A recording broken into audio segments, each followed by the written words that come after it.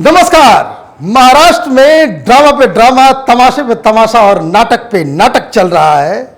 Shiv Sena, NCP और कांग्रेस के विधायकों को यहां होना था, विधानसभा के अंदर, सदन के अंदर, जहां पे उनको बताना है कि वो किस साइड है।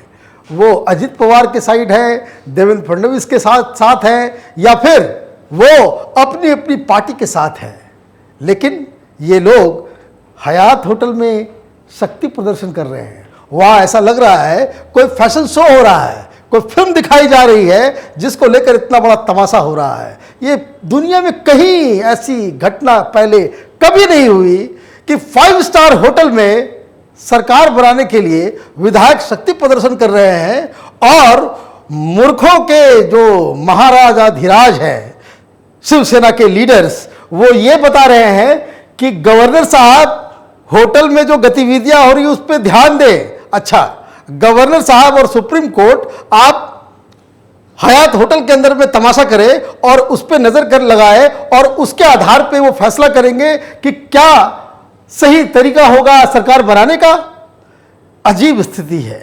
लेकिन मैं आपको बता दूं, ये जो तमाशा हो रहा है हयात होटल के अंदर में शक्ति प्रदर्शन का, वो गवर्नर साहब के लिए नहीं है, ना ही वो सुप्रीम कोर्ट के लिए है।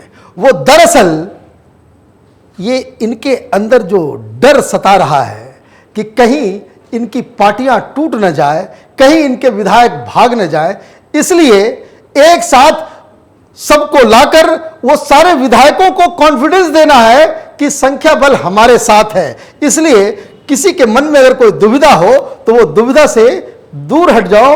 और तो और ये जो कई लोग ये सोच रहे हैं कि बीजेपी की सरकार आ जाएगी, उनको फायदा हो जाएगा, तो वो कन्विंस करना चाह रहे हैं अपने विधायकों को कि जो शक्ति है, जो उनके पास बहुमत है, वो इस गठबंधन के पास है, ना कि बीजेपी के पास है।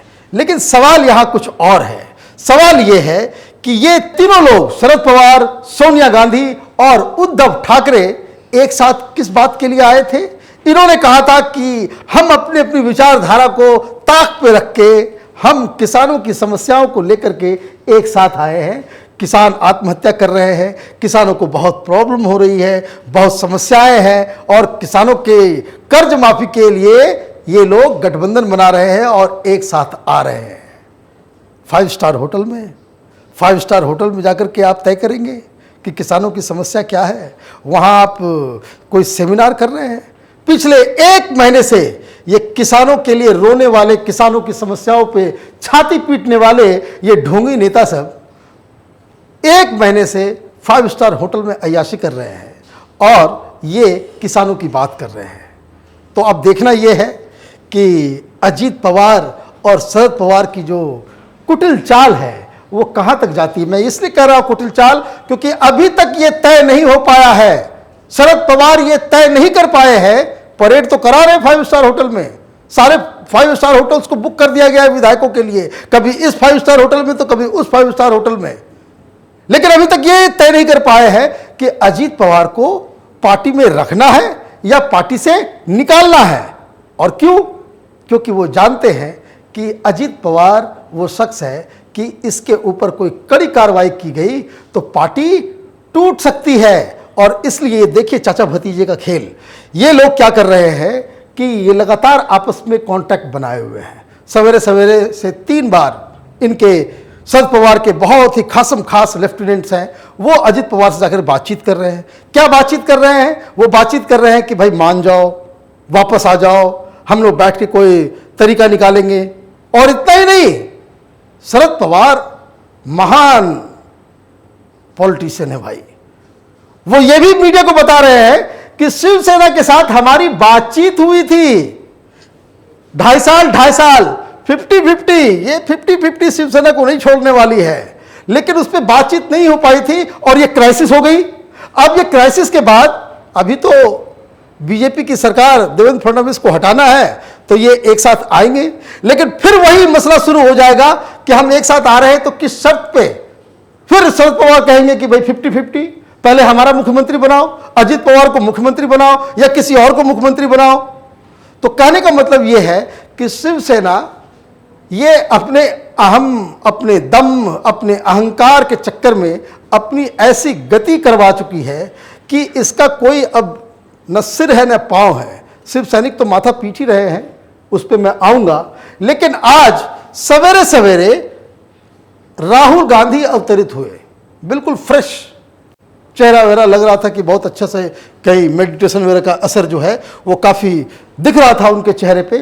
और उन्होंने कहा कि प्रजातंत्र की हत्या हो गई है। और सोनिया गांधी बकायदा गांधी जी के तस्वीर के नीचे वो वहां पे प्रोटेस्ट कर रही थी कि बिल्कुल डेमोक्रेसी की हत्या हो रही है। तो 5 स्टार होटल के अंदर में ये परेड करा करके 5 स्टार होटल के अंदर में डेमोक्रेसी को बचाने के लिए वो सारे कसरत किए जा रहे हैं। अजीब कहानी है। लेकिन समझने वाली बात क्या है? समझने वाली बात बस इतनी सी है कि कांग्रेस पार्टी भी अब एक ऐसे दलदल में फंस गई है जहां से उनको निकलना बड़ा मुश्किल लग रहा है। कुछ ऐसे घाव होते हैं शरीर में जिसको न देखे बनता है न दिखाए बनता है। कांग्रेस पार्टी की वही हालत हो गई है। अब जरा सोचिए कि कांग्रेस पार्टी, ये राहुल गांधी, ये महाराष्ट्र के चुनाव तक ये बात कह रहे थे कि भाई आइडियोलॉजिकल लड़ाई लड़ने वाली पार्टी है, हम विचारधारा से कॉम्प्रोमाइज नहीं करेंगे। आर्टिकल 370 लगाया गया, छाती पीट पीट के रो रहे थे कि कत्लेआम हो रहा है कश्मीर के अंदर और हमारी विचारधारा जो है वो डेमोक्रेसी की है, लोगों को ताकत देने की है, हम आवाज उठाएंगे। आर्टिकल 370 का विरोध करने लग गए, पाकिस्तान के साथ हो गए। उसके सारे बयान पाकिस्तान पूरी दुनिया में, यूएन में, ह्यूमन राइट्स कमीशन में वो दिखा रहा था। वो किस लिए? क्योंकि राहुल गांधी की जिद थी कि वो आइडियोलॉजी के ऊपर चलने वाले व्यक्ति हैं। अब कहां गई आइडियोलॉजी? कल तक तो आप हिंदुत्व को गाली दे रहे थे, हिंदुत्व को इस्लामिक टेररिज्म से ज्यादा खतरनाक बता रहे थे, और जो हिंदुत्व का जो सबसे बड़ा चेहरा, जो सबसे कट्टर पॉलिटिकल पार्टी हिंदुत्व से जुड़ी हुई, उसके साथ आपने हाथ मिला लिया। तो ये कैसी कहानी है? लेकिन कुछ छुपे रुस्तम और हैं जिस पे मीडिया की नजर नहीं गई है। वो है वामपंथी पार्टी।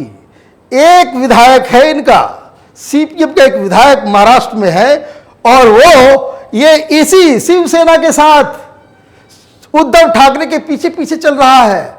एक तो उद्धव ठाकरे को समझ में नहीं आ रहा कि भाई आप वामपंथियों के साथ मिलकर के आप सरकार बनाने की सोच रहे हो।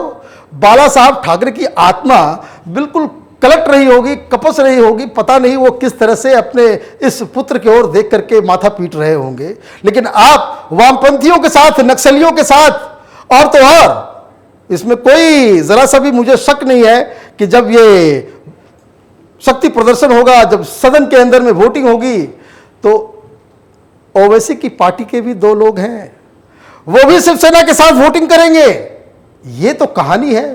तो आपने जो आदर्श, जो सारी मोरालिटी, जो पॉलिटिकल मोरालिटी है, उसको तो आपने ताक पे रख दिया। और उसके बाद अब किस मुंह से ये कहते हो कि डेमोक्रेसी खतरे में है और डेमोक्रेसी, प्रजातंत्र की हत्या हो गई है?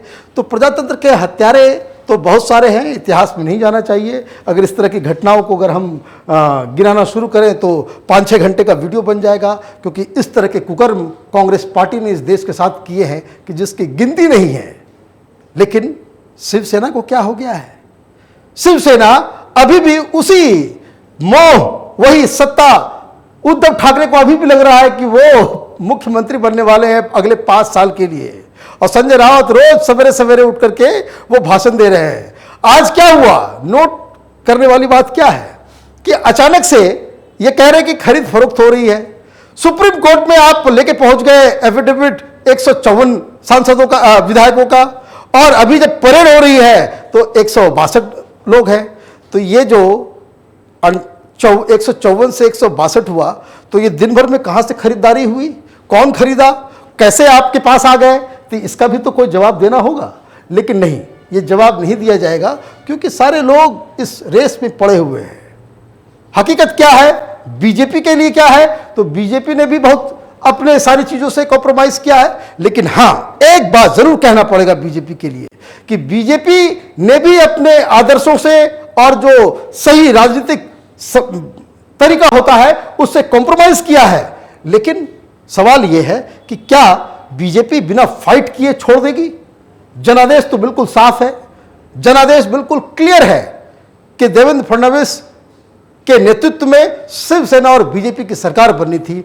बीजेपी सबसे बड़ी पार्टी है, जितनी भी पार्टियां हैं उन सब से लगभग डबल सीटें बीजेपी के पास है, और उसको आप इस तरह के भानुमति का कुनबा, कहीं का रोड़ा कहीं की ईंट को जोड़ करके अगर आप बना रहे हो गठबंधन, तो बीजेपी से तो आप एक्सपेक्ट मत कीजिए कि वो बिना फाइट किए वो छोड़ देगी। वो फाइट करेगी, हार भी सकती है, जीत भी सकती है। हारने के चांसेस ज्यादा हैं, और जीतने का एक बस टेक्निकल एस्पेक्ट है उसका। और टेक्निकल एस्पेक्ट ये है कि अजीत पवार अभी भी एनसीपी में है, और वो एनसीपी के विधायक दल के लीडर हैं। शरद पवार ने भले उसे बदल दिया है, लेकिन क्या गवर्नर इस बात को मानेंगे? क्या नियम इस बात को मानता है? कहने का मतलब यह है कि बीजेपी की पूरी लॉजिक, पूरी दलील इस बात पर टिकी हुई है कि अजीत पवार अभी भी विधायक दल के लीडर हैं, और वो जो विप जारी करेंगे वही मान्य होगा। और जो लोग इसके विप को नहीं मानेंगे, अजीत पवार के विप को, वो उनकी सदस्यता खत्म हो जाएगी, और ये बाकायदा बहुमत साबित कर देंगे। तो ये एक ऐसा पॉइंट है जो बीजेपी के पक्ष में जाएगा। कल 10:30 बजे सुप्रीम कोर्ट का फैसला आने वाला है। सुप्रीम कोर्ट क्या कहती है उस पर बहुत कुछ निर्भर करेगा, कितना टाइम दिया जाएगा, और तो और सबसे बड़ी बात, जो पूरा खेल ये चाचा भतीजा क्या करने वाले हैं उस पर डिपेंड करेगा। क्योंकि शरद पवार लगातार बहुत कंट्राडिक्टरी और विरोधाभासी बयान दे रहे हैं। कभी वो कहते हैं कि शिवसेना के साथ उनकी बात हुई थी, बात किस लिए हुई थी कि 50-50 शिवसेना नहीं मानी, अब ये स्थिति आ गई है तो उसमें क्या फिर से बातचीत होगी, क्या कॉमन मिनिमम प्रोग्राम फिर से बनेगा।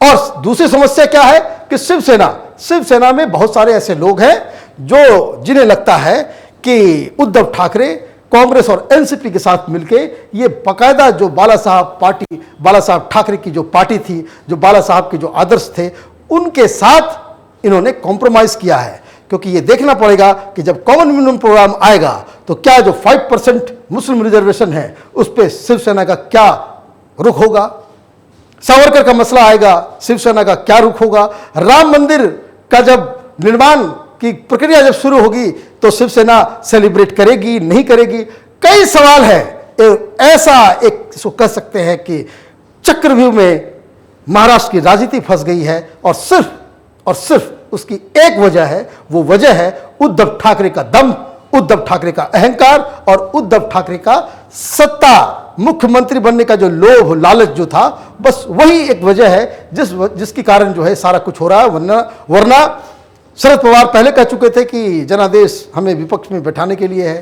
कांग्रेस पार्टी तो पता नहीं, राहुल गांधी कुछ दिन पहले तक विचारधारा की बातें कर रहे थे, अब अचानक से उनको स्पीकर पोस्ट के लिए लड़ाई झगड़ा करने का मन कर रहा है। उनको डिप्टी चीफ मिनिस्टर भी चाहिए, वाणिज्य मंत्रालय भी चाहिए। आपको याद होना चाहिए ये पूरा हंगामा, इसके पीछे एक और कहानी भी है कि ये जितने भी लोग जो आपस में लड़ कट रहे हैं, चाहे जितनी भी पार्टियां हैं, चारों पांचों पार्टियां जो हैं, वो सब के सब मुंबई जैसे जगह को, महाराष्ट्र जैसे राज्य को अपने हाथ से जाने नहीं देना चाहते। तो ये कहानी है। अब आगे क्या होगा? आगे बस वही होगा जो इस सदन में होगा। इस सदन के बाहर चाहे वो परेड कराए, 5 स्टार होटल में फैशन परेड करे, शक्ति प्रदर्शन करे, सुप्रीम कोर्ट में जाकर के कुछ भी बयान दे, टीवी पे आकर के कुछ भी कहें, या गवर्नर के पास जाकर के कुछ भी गुहार लगाएं, उससे कुछ नहीं होने वाला है।